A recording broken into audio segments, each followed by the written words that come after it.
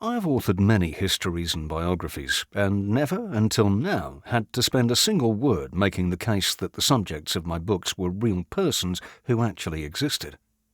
Historians and their audiences take it for granted that Alexander the Great and Julius Caesar were men who walked the earth. The same historical courtesy is often not given to Jesus.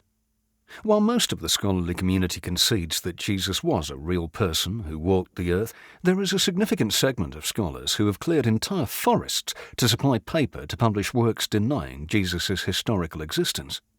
As this book requires that Jesus existed as a real flesh and blood man, it is worth reviewing the evidence of his existence. Unfortunately, one of the first things one discovers when studying the ancient world is that precious little of what the ancients wrote has made its way down through the ages. For instance, scholars possess less than a third of what Aristotle wrote. Only 35 volumes of Livy's 142-volume magisterial history of Rome survive intact, and we only have 7 of the more than 80 plays written by Aeschylus. Through tantalizing fragments and mentions of earlier books in later Byzantine volumes, historians know of hundreds of major historical works written by ancient authors that are no longer available. Over the years, I have contributed several chapters to edited volumes on Alexander the Great without anyone ever concerning themselves with Alexander's actual existence, even though every ancient reference we have to Alexander was written 250 or more years after his death. Why? Mainly because we know that the later historians used multiple sources written by persons who were also part of the historical record, and that these ancient writings, despite many contradictions among them, all confirmed a central narrative of elements of Alexander's life. Moreover, these surviving narratives are buttressed by substantial archaeological evidence attesting to Alexander's existence and importance in his own time. Still, for other events and persons in ancient history, we have far less evidence than we do for the life of Alexander.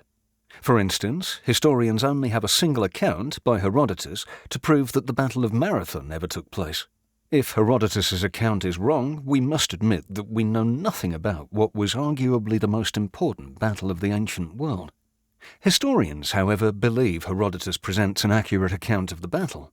Why? There are several reasons, but the most crucial is that we know how history was related during the period. Greece did not harbour thousands of scribes patiently transcribing Herodotus's work for distribution to a mass audience. Instead, Herodotus earned his silver by reciting passages from his work to paying audiences. As his audiences demanded wonder and entertainment, Herodotus filled his works with fantastic stories about gold-mining ants in India and the rising of the phoenix in Egypt. But they also paid to hear their own histories, paying to have them recorded by poets and historians. Fathers who fought at Marathon or in the battles of the Second Persian War, Thermopylae, Salamis and Plataea, would bring their children to hear the stories of these battles and expect them to be truthful as well as correct in every particular.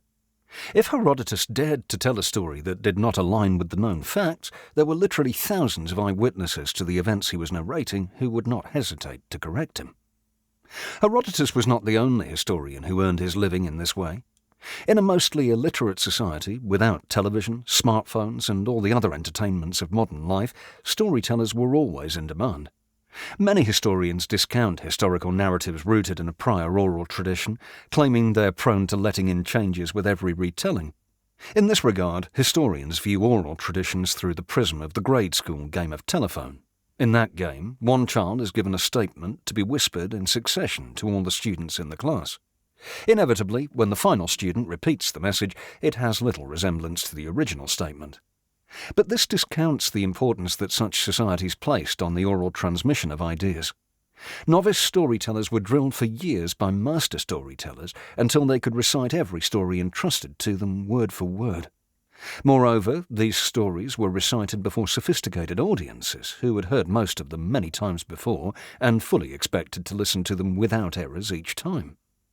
These were societies that valued their traditions and were quick to spot any deviation from the accepted canon. If we extend the telephone game analogy just a bit, picture the game where everyone in the class has already heard the message and where each successive student must repeat the message aloud for all to hear. In this version of the game, the entire student body is on hand to correct anyone who deviates from the original canon immediately.